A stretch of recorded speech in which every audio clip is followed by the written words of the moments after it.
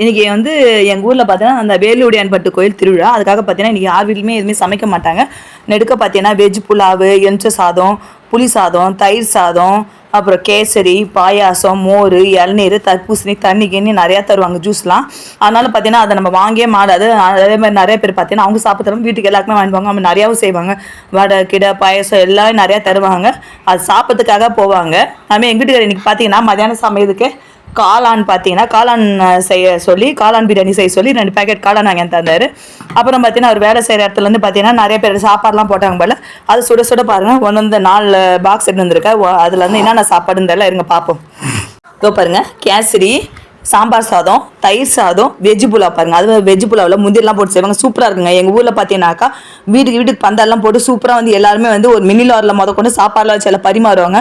எல்லாம் பார்த்தீங்கன்னா வாலியாக கேரே வாங்குவாங்க. ஆனால் நம்ம நினைப்போம் எல்லாம் அது இல்லாத தான் வாங்குவாங்க. பார்த்தீங்கன்னா எல்லாருமே சேர்த்து வாங்குவாங்க. அதனால ஃப்ரெண்ட்ஸ் பார்த்தீங்கன்னா எனக்கு மதியானம் செய்கிற சாப்பாடு வேலை மிச்சம் எனக்கு.